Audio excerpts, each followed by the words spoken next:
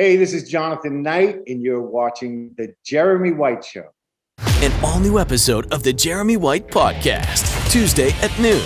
Available wherever you stream. Catch up on past interviews and episodes on demand now. Subscribe so you don't miss any of it. Yo, what's going on? Hey, how are you? Hey, good. Yeah, good to see you. Well, let's get right into it. So I know we're limited on time. Super stoked for the Mixtape Tour. It's going to be kicking off in early May with stops all across the U.S. and Canada, including June 22nd at the Scotiabank Arena. Tickets are on sale now at Ticketmaster.com. New Kids on the Block. We got Rick Astley on Vogue, and of course Salt and Peppa on the bill. Welcome to the show for the first time ever. The man, the legend. There he is, everybody. Jonathan Knight from New Kids on the Block. What's happening? Legend. I don't know about that, but I'll take it. Absolute legend. Stop it now. Yeah. Complete legend. And Canadian ancestry. So, hey. Yeah. Yes. That is my tie. Both my parents are from Canada. All my cousins are up there. And, Yep. sometimes I wish that they didn't immigrate to America, but at the other time, I'm glad they did, because I would not be coming back to Toronto to perform as a new kid on the block. No, totally. Is it weird? Is it kind of like a homecoming in a way, like for your folks instead of you? Yeah. Yeah. Well, you know what? It's funny that it's nowadays that my cousins and everybody, we're all grown up and have our own families. It is a big family reunion before the show. And that's, the one time I get to see everybody and connect. And it's just great. I mean, because, as a kid, we used to go up to Toronto all the time. So it definitely has a home feel. And on top of that, I mean, Toronto is pretty equivalent to Boston for us. When we perform up there, we have the best fans in Toronto, and we've always just had so much support up there that, we could never do a tour without stopping through Toronto. Yeah. Well, I'll tell you what, I'm also on the air in Montreal, and I had so many blockheads hitting me up saying, Jeremy, if you're interviewing any of the boys, like, ask them, what's with no love from Montreal this time around? What's going on with that? I know. Yeah, that's a logistical thing. It's been, it's so easy to just come and slip up the border into Toronto and get back out. Not that we want to get back out, but yeah, I mean, hopefully next tour we'll be able to add some dates. Some more dates Totally. out there. Let me ask you this. I was around when the New Kids on the Block were exploding, and then we get into the 90s, much like hair metal, grunge killed sort of hair metal. And Yep. New Kids on the Block, all of a sudden you became NKOTB, and you tried to have sort of a more street kind of thing. Was that a reaction to like gangster rap, or what was your sort of Nirvana moment? Well, I mean, I think that, grunge definitely killed pop music. Right. And the whole NKOTB thing was actually a time where we were separating from our manager. Right, And we Maurice. kind of wanted more control over, what songs we recorded. I mean, we had control over what we did before, but this time we just had 100% control. And I think that album, the Face the Music album, was probably one of my favorites, because it was kind of like a breakout, and we were able to spread our wings a little wider and try new things. Works out. By the way, when you play Canada, are you going to call yourself Nanook again to be part of the... To this day, we still do not know how our manager came up with that name Nanook. And then when we recorded one of our songs, and we, in the song it says, "We're the New Kids on the Block." Then the record company was like, "Oh, let's call you guys New Kids on the Block." And to me at the time, that also felt very weird. I'm like, what's going to happen when we're 50 years old, which I am now, and we're still New Kids on the Block, when we've been around that block for many, many years. That's great. That's nuts, man. I want to throw it back to 1988 with the Hang Tough record. Def Leppard's Hysteria was probably the biggest record of those 2 years between Slippery When Wet and Hysteria. I mean, you couldn't escape it. And you listen to the song Hang Tough. I always felt like there was a bit of a Pour Some Sugar on Me influence on that tune. Is that? Am I hearing any of that? Yeah, I can hear that. I can hear that. Of course, I didn't write the song, so I don't know where that inspiration came from. Mm-hmm. But you're never sitting in the studio like, talking to the songwriters, like, where did you guys come up with this idea? Where'd this song idea come from? What's the inspiration behind this? Oh, you know what? It's so far behind us that I mean, I don't even remember what I did 5 years ago. Never mind 30 years ago. But you don't have any fond memories of being in the studio recording those tracks? Like, I mean, when we first started, we recorded in our producer's house, and those memories were awesome because we'd jump on the train, we'd go to the studio after school, we'd hang out, we'd play ping pong, cook some food, sit around the studio, and then as our momentum built and we were touring 360 days of the year, we actually started recording in hotel rooms, and we would take the mattresses off the bed and just kind of make a little sound booth. And we would just, each city we had a day off, we just do a little bit more recording. It was really weird. And to be fair, I mean, a lot of artists are still doing that today because it's like your schedule when you're on the road and you're this constant thirst for new music and content. You got to do what you got to do. I mean, it's easier now. Luckily nowadays, technology's set up for that. I mean, here we are using mattresses and blankets and pillows as soundproofing, and having to roll in the 8-track or 24 tape, the 2-track back then. But talking about the music though, I mean, there's a lot of artists these days, and we interview, the old school dudes, the new kids, and it's just like everybody. We always talk about this thing where it's like new music, and Paul Stanley of Kiss, he says, well, you know what? We don't really need to record new music. We're more than happy going out there and doing the hits. And then he talked to somebody like Robin Zander from Cheap Trick, and he's like, listen, we're musicians, and music at the end of the day is what we do, and it would just not be worth it for us to not make new music. How important is new music to New Kids on the Block? Well, I mean, definitely the hits are enough to fill up a show. But at the same time, you want to give fans something to look forward to. And I mean, we've done a few new albums over the years. And, last tour, we did a single on our last Mixtape Tour with all the artists that are performing. And I mean, I've been getting emails with, some new songs right now. So, we're thinking about putting out some new stuff, maybe 1 or 2 songs just to bring it into the show and give it just a little more upbeat thing. Because, I will say performing the same songs night after night after night that you've been performing for 30 years, sometimes it can get a little stale. So I always love when we bring in some of the new stuff. Yeah, like, and I mean, you did House Party with, you had Boyz II Men, Naughty by Nature on there. I would totally love to get a track with you guys and Rick Astley on it. Like, that'd be epic. Oh my goodness. An AC/DC cover. Come on. Yeah.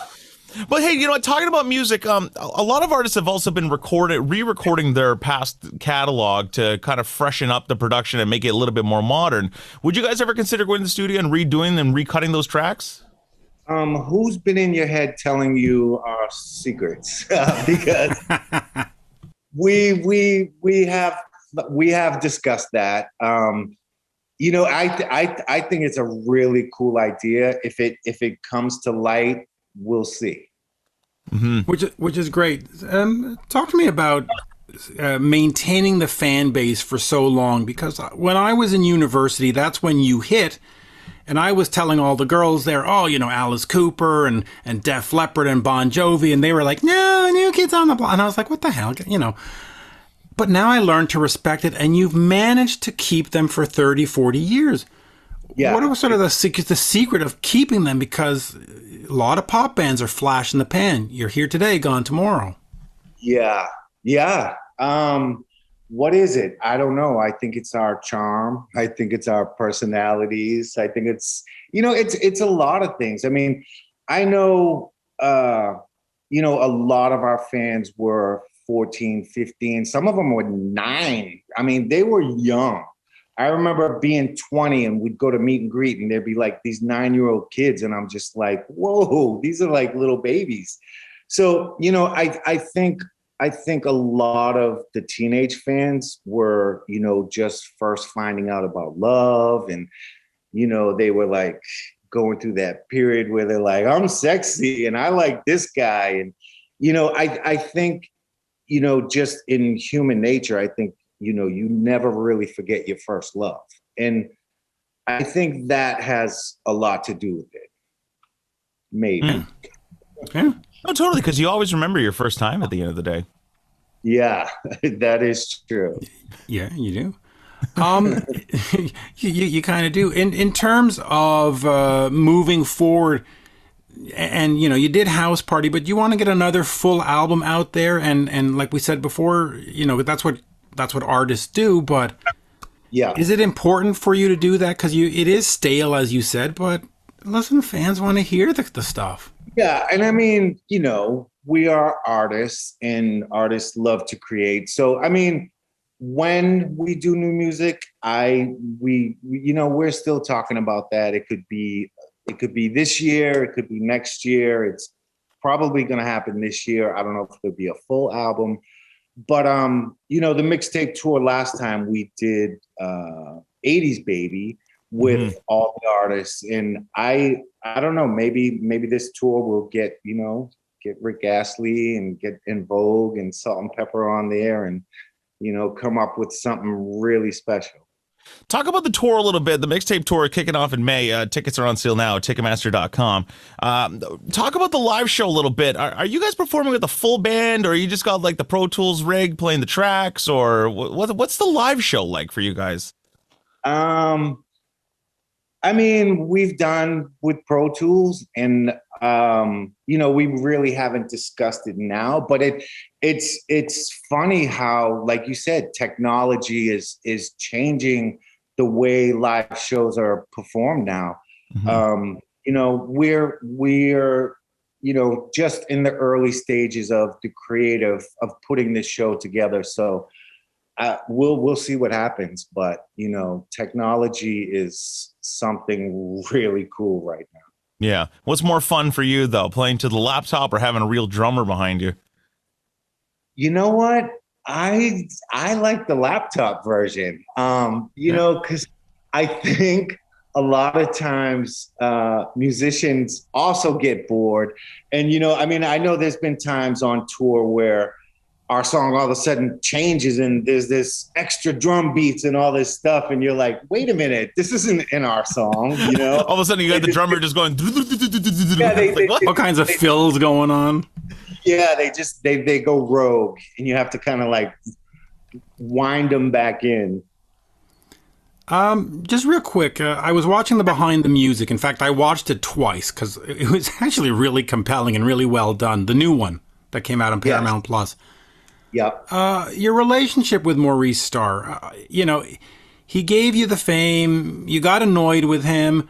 You didn't talk for a long time. But now, in perspective, do you look back and say, that's a great guy. He got us here. Do you look, nah, son of a bitch, where are you in terms of him? Never, never, never. I mean, even when we were younger, I think lashing out at him, blaming him for us being on tour for so much. I just think that was our young selves just wanting to release some anger, and him being like family. I think he got the brunt of it. But I mean, Maurice is the sweetest guy. I think fame went to his head a little bit when he started dressing up like a general and all that stuff. But I think, he was recreating the whole Elvis thing. Colonel Parker. Yep. Yeah.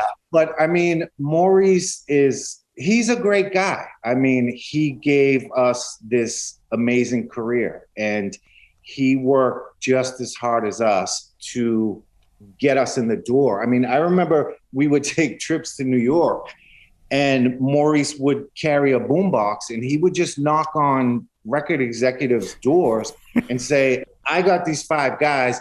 You have to see them. Nice. Like in a Say Anything movie. He's just standing there going, listen to them. Yeah. No, but the weird thing is, like, we would be in these record producers. I remember one time, one of the executives had a guy come in to shine his shoes. So he's getting his shoes shined while we're performing, and he's just, and it was just oh my God. This is weird. Damn. Weird. But hey, I mean, definitely, a lot of hustling back in the day. Yeah. That's incredible, though. I mean, honestly, anything to really make some noise, right? Exactly. Yeah. And one thing, Jeremy, that they had going against them was that they were 5 white kids, because they were trying to do the New Edition thing. They were trying to do that corner of that sort of black R&B market, and people would see them walk in and go, 5 white kids, get the hell out of here. Yeah. And that's so stupid because, I mean, we were white kids, but we listened to that music back then, but whether you did or not, you had the talent. So who cares? Yeah. Well, we say that today, right. Things were different back then. I mean, you look at all the white kids in America now that are listening to like gangster rap, and it's just, yeah, we've come a long way in society of being accepting of everything, and it's okay to like something that's not like you. No, totally. And especially in this day where like pretty much everything is widely accepted. I mean, unless you're Morgan Wallen accidentally saying the wrong lyrics of certain songs, and then, you're... Yeah. Yeah. I was cracking up at one of your Instagram photos this week. You posted farmhouse fixin' before mixtape mixin'. I thought it was a super creative caption. What's going to be happening with the TV show? Are you going to be bringing that out on the road and maybe find some cool spots in tour stops, or? No, I'm actually working on it now. I actually just got home from doing somebody's kitchen. Nice. No, I hope to be wrapped up before tour starts, because this tour, we have so many dates. And I know last tour, like I had to fly home on days off to like wrap stuff up. So this season, I am definitely wrapping it all up and slipping from my TV mode into my singing mode. And I mean, to be fair, I mean, you're working, so hey, that's always good. Yes. Yeah, but it's disappointing because I was going to have an episode done with my bathroom, which really could, I could use. Hey, maybe I need to talk to my producers, and we'll get come and do a Canadian bathroom. I mean, come on. This Friday on HGTV, Jonathan Knight from New Kids on the Block fixes Mitch LaFon's bathroom. Yeah, I'm all down for that. Just got a quote on it. They said 47,000. I went, no, I don't think so. So yeah, come on down. Expensive bathrooms, especially. I mean, that's a lot of work. That's amazing. Well, listen, the Mixtape Tour featuring New Kids on the Block, Rick Astley, On Vogue, and Salt and Peppa, hitting dates across the U.S. and Canada. Toronto on June 22nd, going to be hitting the Staples Center. They're doing Dallas, they're doing New York, they're doing Vegas, they're doing everywhere. Ticketmaster.com to get your tickets, and exclusive limited VIP packages are available as well. So if you want to get your photo op, hopefully by then we won't have to do it behind the plexiglass. So that'll be good. Yeah. By the way, this is going to be one of the funnest tours of the year. I mean, the last guy I saw was Rick Astley, and he was just terrific in a small club, and it was just fun as hell. It's just fun. Yeah. He's such an awesome guy. I'm so excited about this tour. It's just going to be such a blast. So everybody go out, get your tickets, come see us in Toronto. It's going to be a big party. And the good thing is that Rick Astley always has a Jaeger machine on his rider. So if you ever need there's always fun backstage in that dressing room. That is true. That is true. Oh, man. All right, man. go. Well, Jonathan, it was so great to meet you. This was awesome. We'll have to do this again. All right. Thanks for having me, guys. We'll see you July 23rd. Yeah, we'll see you then. An all-new episode of the Jeremy White Podcast, Tuesday at noon. Available wherever you stream. Catch up on past interviews and episodes on demand now. Subscribe so you don't miss any of it.